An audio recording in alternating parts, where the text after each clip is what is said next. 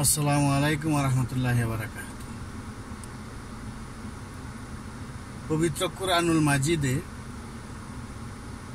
এক জায়গায় আল্লাহ বলেছেন, ইন্না সালাতা তানহা আনিল ফাহশাই ওয়াল মুনকার, তথা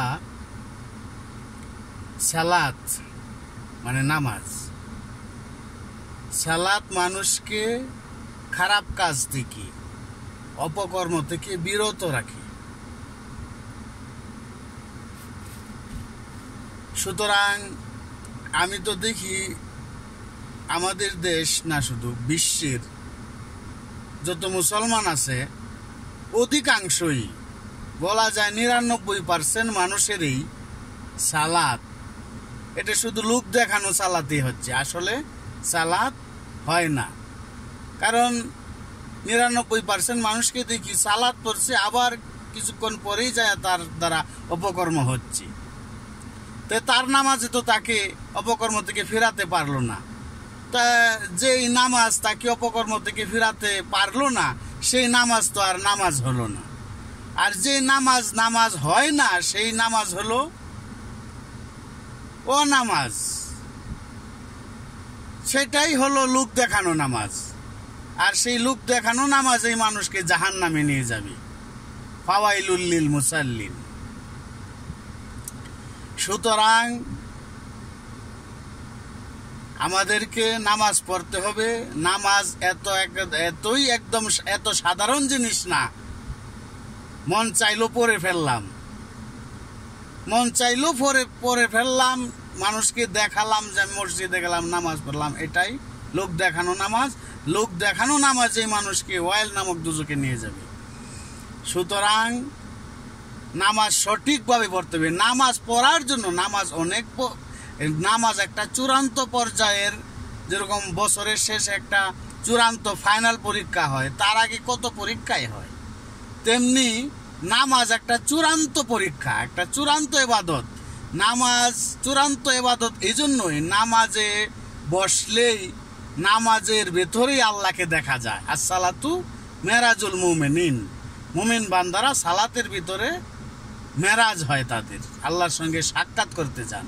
তবে নামাজ এত সাধারণ ইবাদত নয়, শুধু মন চাইলো পড়ে ফেললাম, এটাই মন চাইলো পড়ে ফেললাম, লোক দেখানো নামাজ, সেটা ওয়াইল নামক দুজকে নিয়ে যাবে, সেটা জাহান্নামের নামাজ।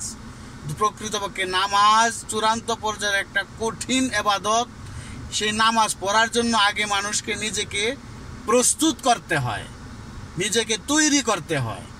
যেরকম পুরো ১ বছর পড়ালেখা করে নিজেকে তৈরি করতে হয় ফাইনাল পরীক্ষা দেওয়ার জন্য, তেমনি সারা জীবন মানুষকে অন্যান্য ইবাদত করে, অন্যান্য সকল অপকর্ম থেকে নিজেকে বিরত রাখতে পেরে, তথা নিজের ভিতরের খান্নাস যে আছে, সেই খান্নাসকে তাড়িয়ে দিয়ে যোগ্যতা অর্জন করতে হবে নামাজ পড়ার জন্য। তারপর নামাজ পড়েন,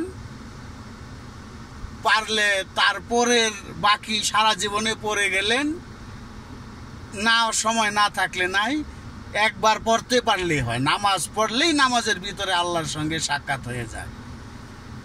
সুতরাং পরিশেষে এটাই বলতে চাই,